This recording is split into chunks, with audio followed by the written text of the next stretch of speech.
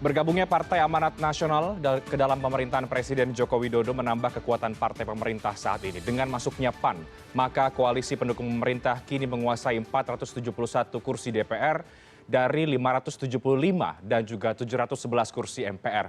Sebagian pihak menilai merapatnya PAN guna memuluskan agenda besar dan juga strategis pemerintah, seperti pemindahan ibu kota, dihidupkannya kembali haluan negara sebagai pintu masuk dilakukannya amandemen. Benarkah demikian? Bagaimana pula dengan isu reshuffle yang kian menguat seiring dengan bergabungnya Partai Amanat Nasional? Semua akan dijawab langsung oleh Ketua Umum Partai Amanat Nasional, Pak Zulkifli Hasan, yang saat ini sudah hadir di CNN Indonesia.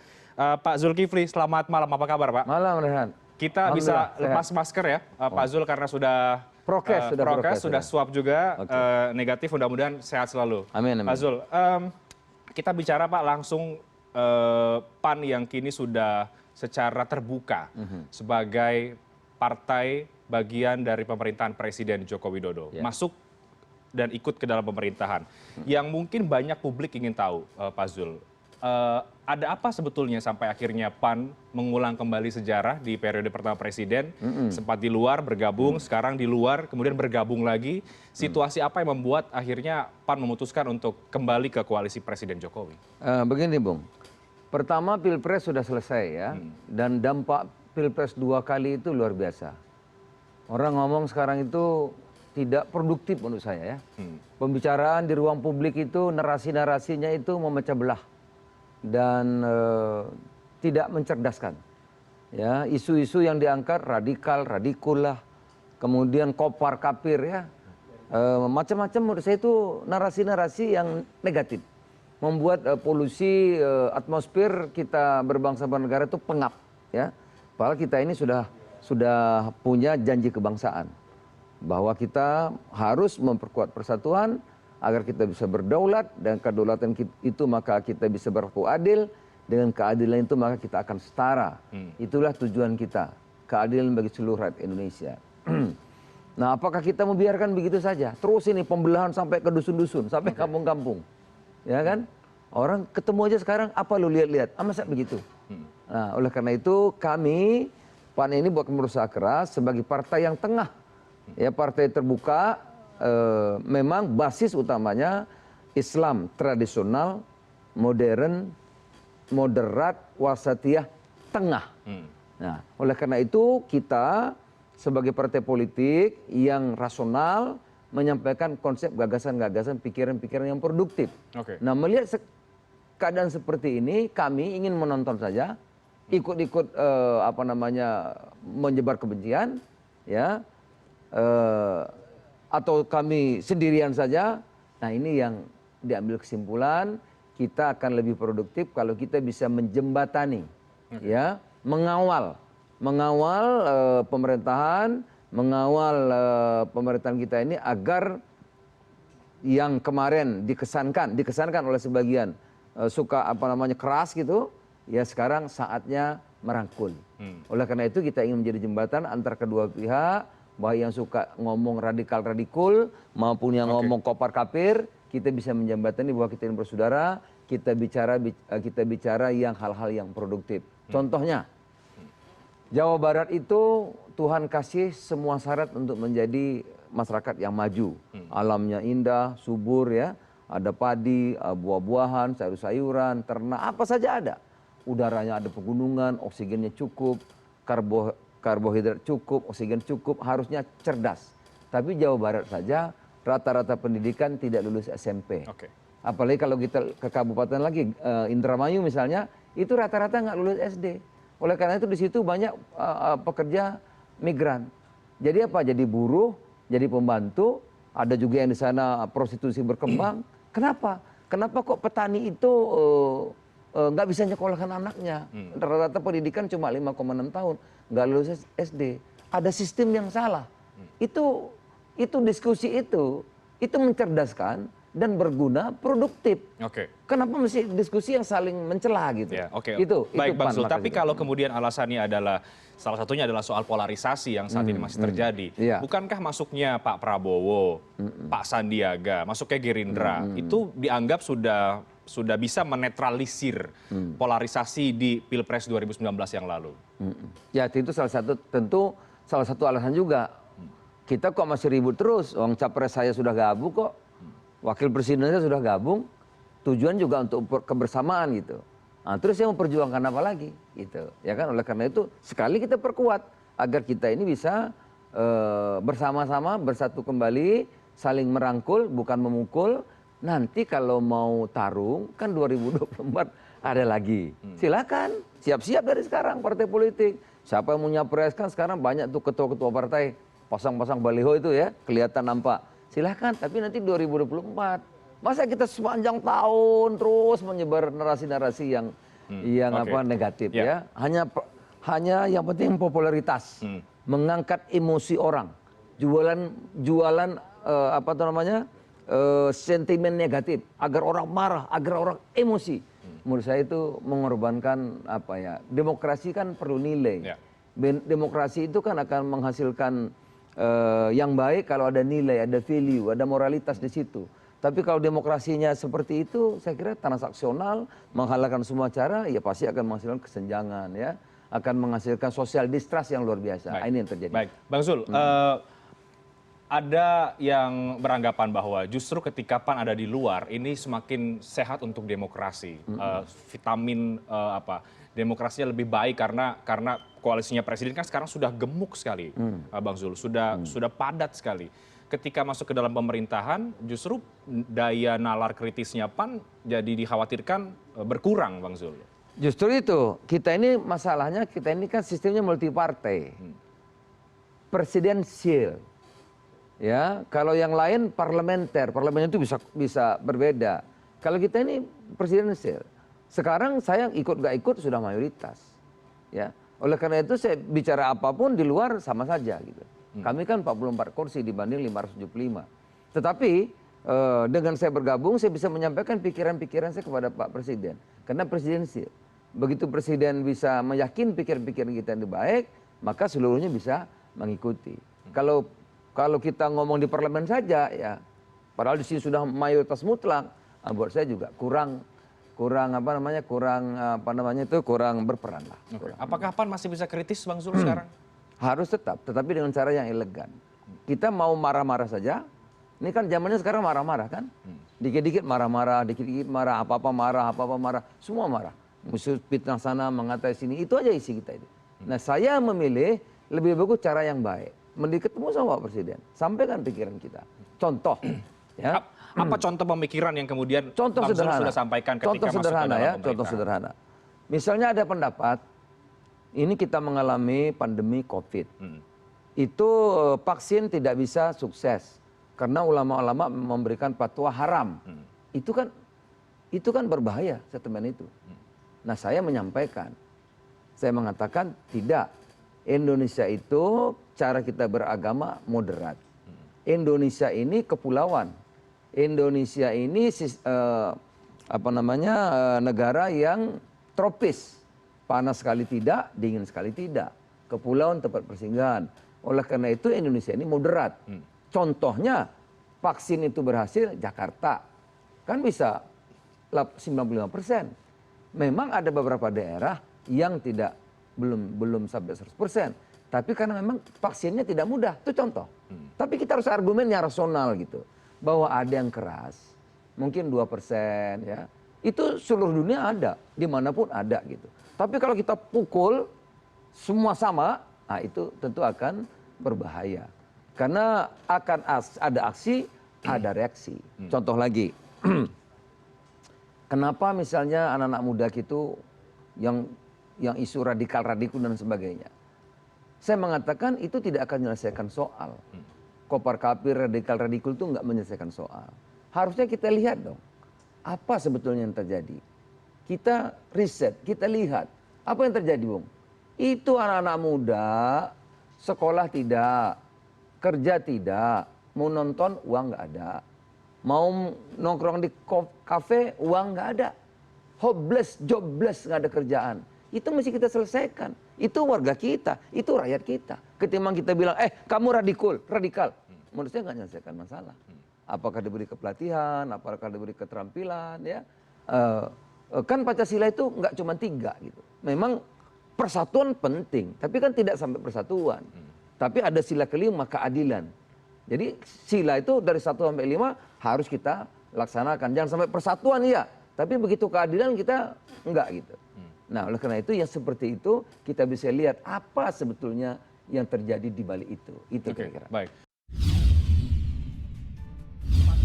Isu amandemen ini bagaimana Bang Zul? Apakah tetap setuju tapi hanya pada poin PPHN saja? Karena kan berbeda-beda ya. Sekarang kan setiap partai kan punya pandangan berbeda-beda di isu amandemen. Saya karena mantan ketua MPR dan memberikan rekomendasi, saya harus konsisten bahwa kita memang setuju amandemen dengan poin perlunya pokok-pokok haluan negara. Tetapi saya mengatakan kepada Renhat, sebelum bahkan sampai pemilu, amandemen tidak akan terjadi. Mustahil.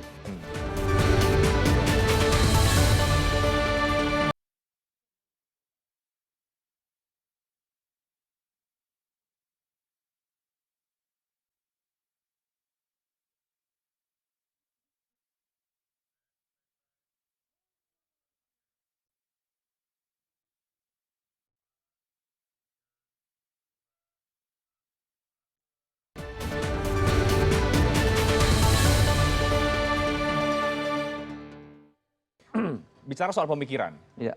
posisi PAN saat ini di isu amandemen itu bagaimana Bang Zul? Nah, ini memang rame ini. Ini yang Renhat, yang ramai ini Bang Zul. Rame. Dan kabarnya PAN masuk ini justru memuluskan agenda untuk melakukan amandemen. Iya, saya bisa cerita agak berurut ya, nggak salah paham ya.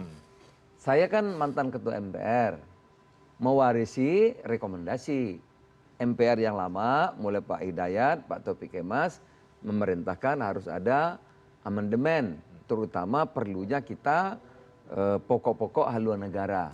Jadi zaman saya sudah mendapat itu perintah dari yang dulu. Oleh karena itu segera saya bekerja, kita ke kampus-kampus ya, mendatangi ormas-ormas besar, dan kita rapat gabungan, dan pada waktu itu hampir 3 tahun sepakatlah bahwa kita perlu amandemen cuma satu, namanya amandemen terbatas. Perlunya pokok-pokok haluan negara. PPHN itu ya? Jadi yang disepakati pokok-pokok haluan negara. Nah, mestinya Renhat, kalau mau terjadi amandemen zaman saya, karena nggak ada isu macam-macam, tenang, momentumnya ada, yang disepakati cuma satu, lebih mudah. Tetapi itu pun tidak terjadi. Nggak terjadi zaman saya. Oleh karena itu kita buat lagi rekomendasi untuk Pak Bambang sekarang. Saya wakilnya sekarang. Nah, oleh karena itu program pokok-pokok haluan negara itu masih diteruskan oleh MPR. Cuma itu saja. Jadi tidak ada kajian soal 3 kali macam-macam itu nggak ada. 3 periode itu tidak ada? Nggak ada. Itu bisa dicek, bisa dibuka di Google. Coba rapornya MPR, nggak ada. Cuma satu itu. Ya. Nah ini sampai sekarang pendapat saya gimana? Iya, amandemen kesepakatan kita begitu. Cuman pokok-pokok haluan negara. Itu titik ya. Ini titik. Ini saya sebagai MPR nih. Titik. Nah kedua, kami pimpinan MPR datang nih ke Bogor diundang Pak Presiden, gitu. Rame-rame dibimbing Pak Bambang. Pak Asarif tanya, Pak Presiden memang benar ada ini apa tuh rencana untuk 3 periode, gitu. Presiden menyampaikan, loh kok saya terus ya kalau ada amandemen itu? Saya kan udah bantah, saya mau apa lagi? Saya mau ngomong apa lagi? Tidak. Terus saya mau bicara apa lagi? Kok dikit-dikit Presiden? Ya kan? Kan amandemen itu nggak ada urusan sama Presiden. Amandemen itu urusan MPR, betul. Kalau undang-undang ada surprise-nya kan. Kalau undang-undang dasar enggak. Itu MPR saja gitu memang. Itu urusan MPR. Kok saya terus gitu. Pak Basara nimpal. Loh kalau 3 periode kan pimpinan Pak Sarif Hasan juga bisa. Nah, itu ketawa. Ini satu event sendiri ya. Nah, yang ketiga saya diundang ke istana waktu itu pas semua ada koalisi. Nah, pertemuan itu Bapak Presiden itu menyampaikan perkembangan COVID dan bagaimana penanganannya. 2, dampak terhadap ekonomi dan apa-apa yang sudah dilakukan oleh pemerintah. Yang ketiga, kenapa agak lambat? Karena ada hubungan. Sekarang ini tidak mudah dalam demokrasi, kabupaten, provinsi, pusat. Ya, karena biasanya masing-masing, karena multi partai kan. Kabupaten ada kebijakan, provinsi ada kebijakan, sehingga kadang-kadang tidak bisa cepat. Nah, itu yang terjadi, tidak ada isu amandemen, tidak ada isu reshuffle, tidak ada ngomongin koalisi, nggak ada. Itu aja yang dibahas. Memang masing-masing ketua umum partai diminta menyampaikan pandangan-pandangan. Saya termasuk yang menyampaikan pandangan. Soal amandemen juga? Bukan. Oh bukan. Nah saya menyampaikan begini, Pak, kita sudah 23 tahun demokrasi ini, yang sekarang ini. Bukankah harusnya kan kita perlu mengevaluasi. 23 tahun ini kan demokrasi dalam teorinya itu menghasilkan keadilan, menghasilkan kesetaraan, menghasilkan harmoni, kan begitu. Ini kok yang terjadi disharmoni, kesenjangan, apa sebetulnya. Nah menurut saya perlu kita evaluasi, apakah sistemnya, apakah undang-undangnya. Bukan berarti amandemen, berarti amandemen. Nah itu kira-kira lengkap ceritanya seperti itu. Nah kalau sikapnya PAN sendiri di isu amandemen ini bagaimana Bang Zul? Apakah tetap setuju tapi hanya pada poin PPHN saja? Karena kan berbeda-beda ya. Sekarang kan setiap partai kan punya pandangan berbeda-beda di isu amandemen. Saya karena mantan ketua MPR dan memberikan rekomendasi, saya harus konsisten bahwa kita memang setuju amandemen dengan poin perlunya pokok-pokok haluan negara. Tetapi saya mengatakan kepada Nerhat, sebelum bahkan sampai pemilu, amandemen tidak akan terjadi. Mustahil. Momentum tidak, dan isi kepala ketua-ketua partai, orang begitu berbeda, beragam, sulit untuk terjadi. Bahkan saya berani mengatakan amandemen mustahil terjadi pada periode sekarang ini. Mengapa Bang Zul bisa seyakin itu bahwa yakin, amandemen bukan tidak yakin akan lagi, terjadi hakul yakin. Ya masing-masing ketua partai kan sudah banyak tuh baliho-balihonya. Sudah. Jadi masing-masing sudah punya mimpi masing-masing. Kan kalau amandemen itu beda dengan milih presiden melalui MPR, beda. Jadi kalau angka-angka Rehan tadi ini 400, 500 itu kalau ada pemungutan suara voting. Kalau ini enggak. Kalau amandemen itu kan kesepakatan mengenai apa namanya konsep. Jadi bukan orang, konsep. Nah konsep itu masing-masing orang punya nih. Apalagi sekarang tadi sudah disampaikan kan, ini punya pemikiran sendiri, ini punya pemikiran sendiri, ini punya sendiri, ini semua punya masing-masing. Untuk menyatukan itu 5 tahun nggak akan cukup, nggak bisa, pasti nggak bisa. Oleh karena itu saya mengatakan amandemen masa periode MPR sekarang ini sulit terjadi, bahkan saya mengatakan mustahil terjadi. Oke, bukankah parpol-parpol justru sekarang sedang mengejar supaya amandemen itu segera disahkan, Bang Zul? Ya menurut versinya masing-masing. Versi saya lain. Satu. Dan itu belum ketemu titik temu. Oh belum, itu 5 tahun nggak kelar. Jadi berundingnya itu bukan berunding milih kan, berunding menurut pemahaman masing-masing. Itu yang sulit sekali. Merumuskan satu kalimat aja itu bisa bertahun-tahun. Ya, apalagi berbeda konsep, itu sulit sekali. Oke. Jadi momentum tidak ada sekarang. Oke. Berarti isu 3 periode pun juga bisa berbeda-beda setiap partai. Mungkin ada bisa yang mendukung saja. atau Ya itu namanya, tapi kan kita demokrasi ya. Ada yang ngomong isu ini itu ya hak mereka. Orang boleh bicara kan. Daripada ngomong kopar kapir, ngomong apa namanya radikal-radikal ya itu masih oke. Namanya itu kan ada konsep, ada pemikiran-pikiran itu boleh saja. Tapi terjadi sulit. Kalau kemudian masuknya PAN, Bang Zul justru dicurigai untuk menambah kekuatan pemerintah, memuluskan agenda-agenda strategis termasuk amandemen, apa tanggapan Anda? Pasti tidak. Pasti tidak. Pasti tidak karena itu. Karena saya nggak masuk pun sudah kuat. Udah kuat sana. Jadi kalau karena itu tidak mungkin. Tapi kalau kemudian ada agenda yang lain, artinya bisa saja misalnya begitu. Agenda yang paling penting, kalau saya kan walaupun saya dulu tidak mendukung Pak Jokowi sebagai presiden, tapi saya sering bertamu. Saya sering minta waktu ya untuk menyampaikan pikiran-pikiran kita. Karena saya di luar juga akan mendengar. Tentu Pak Presiden lebih lengkap. Tapi itulah Presiden kita hebatnya begitu, mau mendengar gitu. Saya bahagia, saya hampir tiap bulan kalau saya minta waktu dikasih. Saya sampai Pak, mohon izin Pak Presiden, apakah saya bisa menyampaikan pikiran-pikiran kami yang kami dengar dari berbagai kalangan. Tentu saya terbatas informasinya. Pak Presiden kan segala info ada. Kalau diperkenankan saya akan sampaikan. Silakan Pak Jul, apa saja yang didengar sampaikan kepada saya. Saya hampir tiap bulan. Saya sampaikan pikiran-pikiran. Termasuk undang-undang pemilu. Saya sampaikan. Kan kemarin kita akan membahas undang-undang pemilu. Itu bakal ramai lagi. Gitu. Karena undang-undang pemilu itu akan dirubah, tapi syarat pilpres tetap 20. Kemudian undang-undang pilkada kan 2024. Itu nggak bisa dirubah. Nah nanti kita ributnya nggak karu-karuan. Saya menyarankan waktu itu Pak, bagaimana kalau ini kan undang-undang pilkada juga belum jalan. Bagaimana sebagusnya undang-undang pemilu nggak usah dibahas. Ya sudah teruskan aja yang ada itu. Setuju, akhirnya kita nggak ribut lagi kan. Nah itu. Contoh beberapa hal yang saya sampaikan kepada Pak Presiden. Karena kan beredar juga Bang Zul bahwa isu amandemen ini bisa berdampak terhadap pemilu kita.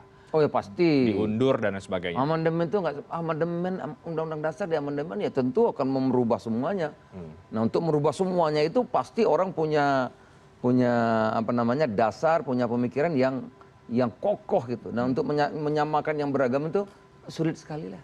Saya ini kan in charge ketua MPR 5 tahun, sekarang masih wakil ketua MPR, jadi saya paham betul gitu, ngerti betul. Iya. Tapi ada kecurigaan publik, wajar, wajar aja. Nah. Oke. Bagaimana menurut Anda Bang Zul ketika banyak kekhawatiran ini, logika yang digunakan oleh sebagian publik kan juga bisa menjadi pertimbangan. Misalnya begini, oke lah PPHN ini menjadi yang paling disepakati sementara ya di antara semua parpol. Tapi kan PPHN juga tidak mungkin berdiri sendiri. PPHN tentu ada konsekuensinya, termasuk misalnya kembali membuat MPR menjadi lembaga yang tertinggi begitu. Nah, itu kan tidak berdiri sendiri ya Bang. Itu dia, makanya dengan banyak apa namanya isi kepala pimpinan-pimpinan partai yang dicerminkan di MPR, juga tentu DPD juga punya usulan-usulan, tidak mudah. Karena begini, amandemen ini perlu momentum. Nah ini momentumnya belum. Perlu momentum, situasi tenang, kemudian sudah hal-hal yang besar, yang mendasar yang perlu dibahas, sehingga sebagian secara umum narasi itu disetujui gitu. Nah itu baru memungkinkan. Ini nggak mungkin. Narasinya nggak disetujui, momentumnya juga tidak, yang mau diajukan begitu banyak, nggak mungkin lah. Contohnya saja ya, Demokrat beda sama PAN sudah sekarang. PAN beda sama Golkar. Golkar beda sama PDI gitu. Udah sulit. Momentumnya belum. Momentum menurut Bang Zul momentum yang seperti apa? Yang ingat dulu bisa. Waktu kita amandemen 4 kali ada reformasi. Oke. Nah, keadaan seperti ini ya mungkin. Oke. Bang Zul kembali ke arah politik Partai Amanat Nasional. Tadi kan Bang Zul sudah katakan PAN itu kan partai tengah ya. Tengah ya. Tapi kan yang selama ini kita tahu basis masanya PAN itu pendukungnya adalah kelompok Muhammadiyah. Yang sekarang kalau kita lihat beberapa kali narasinya kerap kali berseberangan dengan pemerintah. Ini bagaimana Bang Zul? Muhammadiyah itu ya, tapi saya tidak, haknya mereka yang tidak hanya langsung, tapi secara umum Muhammadiyah itu tulus menyampaikan sesuatu itu sehingga terkesan misalnya berbeda. Memang begitu. Kalau dirasa A ya nyampaikan A, B ya B. Tidak bisa berpura-pura. Oleh karena itu, tapi kita lihat kalau Muhammadiyah itu faktanya. Ya. Kalau dibilang Muhammadiyah itu misal keras, tidak. Muhammadiyah itu sekolahnya siapa aja boleh sekolah. Siapa aja boleh sekolah. Di Papua itu 80% bukan Islam. Boleh. Karena pandangannya kita harus menghormati kemanusiaan. Bani Adam itu semua turunan Bani Adam itu manusia yang harus dihormati. Itu. Bahkan digambarkan kalau kita mau sholat itu wudhu, mesti wudhu. Tapi kalau ada ayam yang kehausan, nggak perlu wudhu, minum mesti dikasih sana. Kita bisa tayamum. Itulah penghargaan yang sekarang ini apa namanya? Bahkan di Quran itu ada dialog. Nah, rehat saya sedikit. Nabi Ibrahim itu barang siapa yang menyembah Tuhanku, maka dia golonganku, kata Nabi Ibrahim. Di Quran nih. Nah, tapi dia bilang, barang siapa menyembah berhala, kan dulu zamannya berhala itu ya. Menyembah berhala, dia nggak maki-maki, enggak. Apa kata Nabi Ibrahim? Innallaha ghafurur rahim. Sesungguhnya Allah, Tuhanku, Maha Pengampun dan Maha Penyayang. Jadi didoakan orang. Didoakan, itu penghargaan terhadap kemanusiaan. Nah itu Muhammadiyah. Nah jadi sekali lagi menyampaikan apa adanya. Karena politiknya politik negara, kenegaraan gitu. Kalau yang soal menteri bagaimana? Nah itu gini, saya ini kan ketua MPR, sekarang wakil ketua MPR ya. Kami tahu persis itu hak penuh Pak Presiden, hak prerogatif beliau. Terserah dia. Mungkinkah Bang Zulkifli Hasan turun gunung lagi kalau dibutuhkan menjadi seorang menteri? Saya terus terang ya Ren ya, karena kami ini PAN ini gini, umat Islam ini kan 80%. Kalau ini ribut terus, ya kapan kita bisa maju?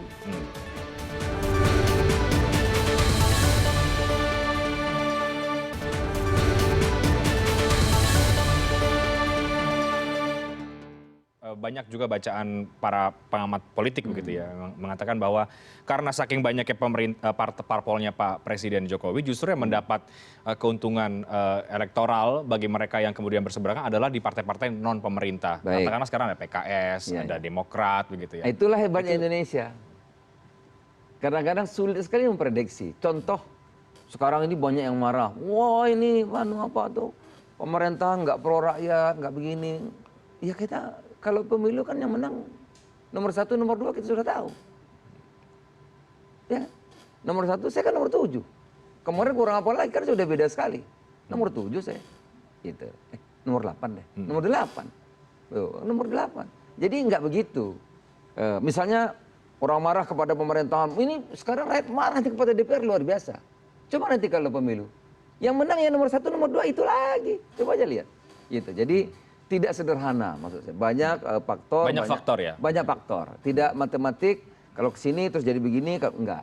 Gitu. Tidak begitu. Tidak juga ketika gabung ke pemerintah otomatis Terus jadi juga jelek, enggak juga. jadi jelek atau bahkan lebih bagus suaranya. Kemarin partai-partai tertentu kan malah jadi nomor 5 gitu. Saya nomor 8, bayangin.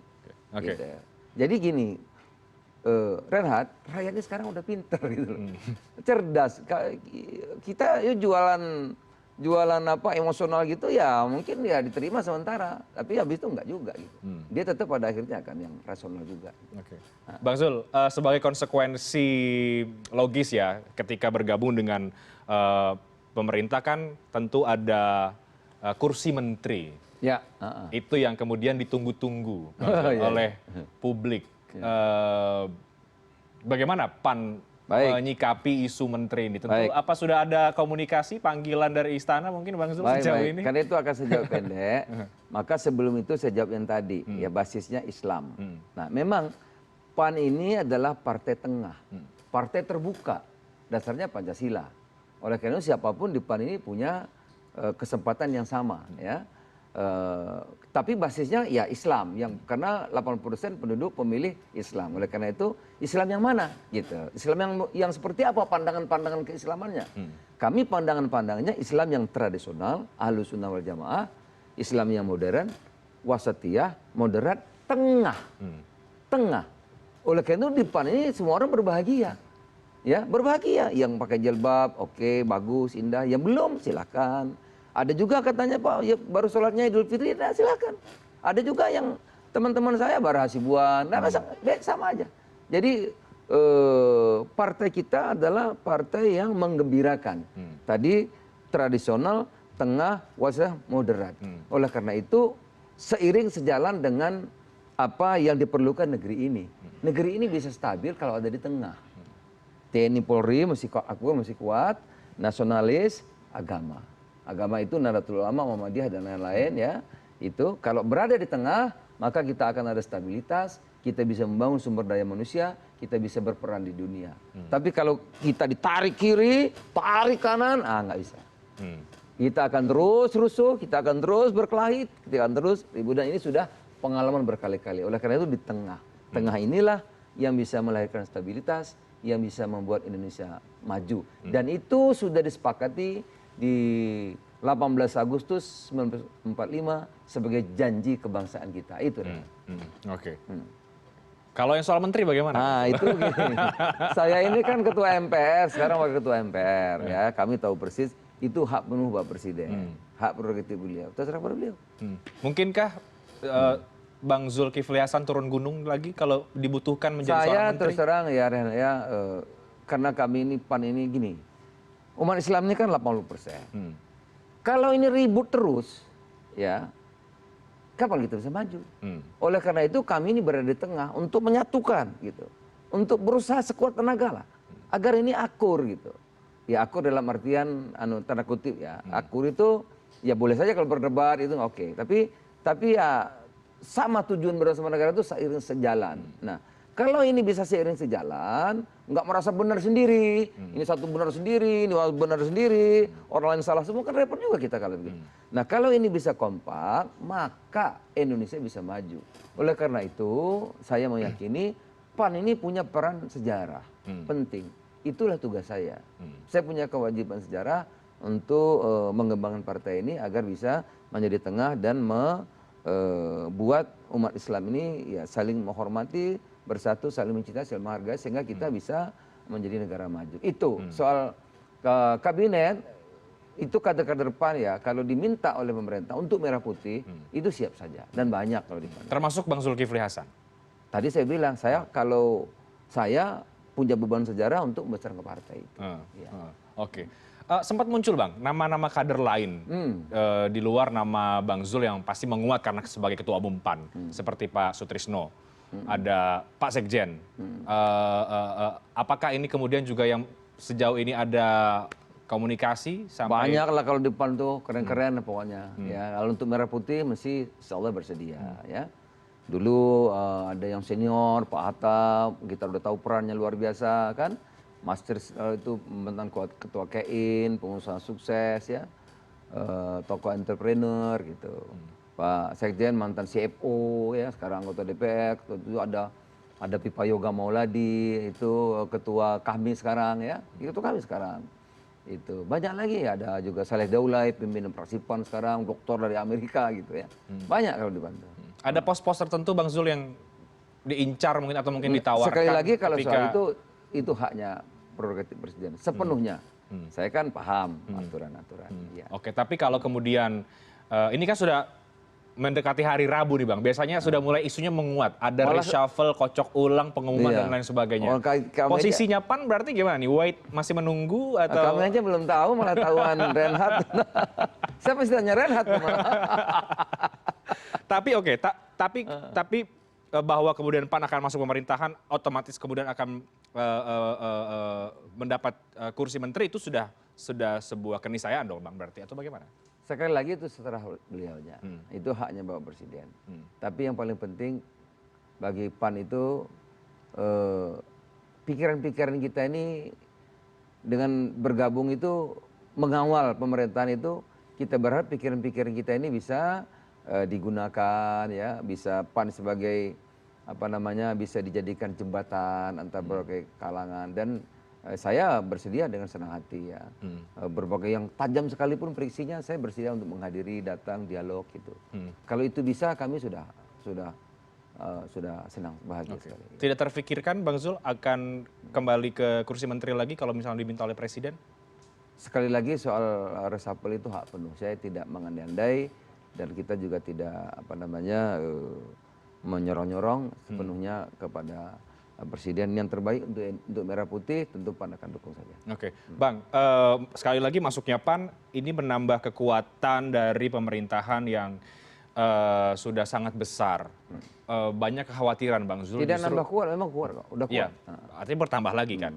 Banyak kekhawatiran sekali lagi Bang Zul yang perlu saya juga sampaikan bahwa semakin kuat ini semakin kekuatan di luar itu juga semakin berkurang, Bang. Ya. Oposisi akhirnya sekarang mungkin bisa ditinggal atau seperti apa, akhirnya masyarakat juga tidak punya kanalisasi untuk bisa menyuarakan daya kritis mereka yang harusnya bisa disampaikan lewat parpol. Sekarang begini, tergantung kita memandang ya. Kalau kuat tapi bisa digunakan untuk hal yang produktif itu malah bagus sekali. Ya, misalnya sekarang saya itu selalu mengatakan demokrasi itu akan bagus kalau ada value, ya, ada nilai, gitu. Nah, nilai-nilai itu akan terbentuk, demokrasi akan terbentuk dengan sistem yang bagus. Karena demokrasi itu orang datang dan pergi. Ya kan presiden kan 10 tahun pergi, menteri pergi, gubernur dia pergi, datang dan pergi. Tapi sistem harus kokoh.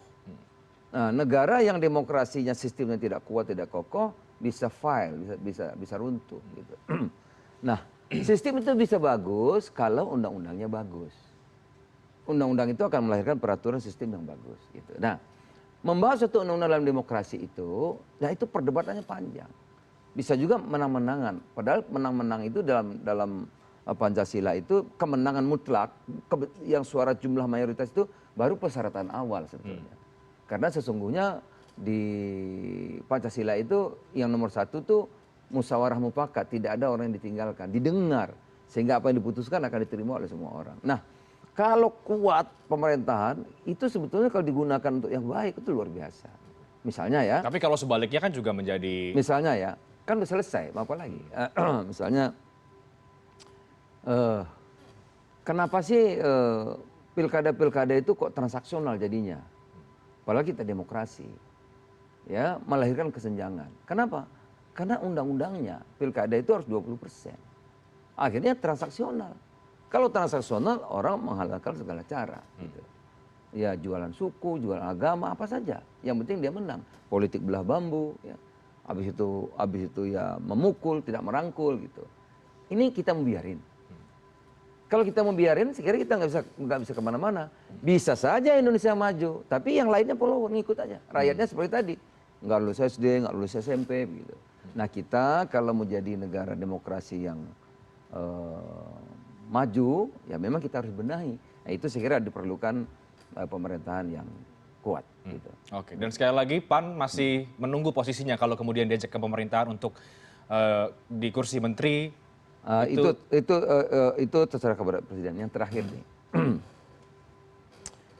Reinhard, dulu kita punya minyak, udah habis sudah. Ya, sekarang kita net importer kan minyak. Kita punya kayu udah habis, zaman saya menurut sudah habis tuh, habis. Ketiga, sekarang kita punya batu bara sama nikel. Sebentar lagi habis gitu. Terus kita punya apa?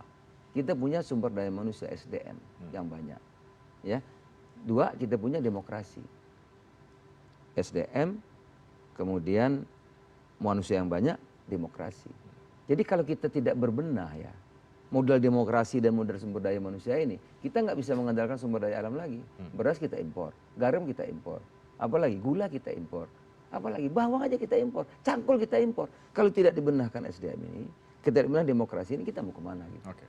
Nah oleh karena itu saya kira hal-hal seperti ini perlu narasi-narasi ini kita kembangkan. Kita akhirilah saling mencela, saling bermusuh. Pilpres sudah usai gitu. Itu makanya PAN bergabung ingin menyampaikan pikir-pikiran seperti ini kepada presiden. Oke, mudah-mudahan bergabungnya PAN masih tetap kritis juga ya Bang Zul. Tetap harus, tadi Bang Zul sampaikan mewakili banyak suara masyarakat dan kita sekali lagi masih menunggu bagaimana kemudian dinamika politik ke depan. Apakah kita akan melihat nanti dalam waktu dekat akan ada pengumuman siapa yang akan bergabung ke pemerintahan dari PAN atau mungkin Bang Zul atau siapa, kita akan tunggu seperti apa dinamika. Tapi menunggu presiden sekali lagi soal itu.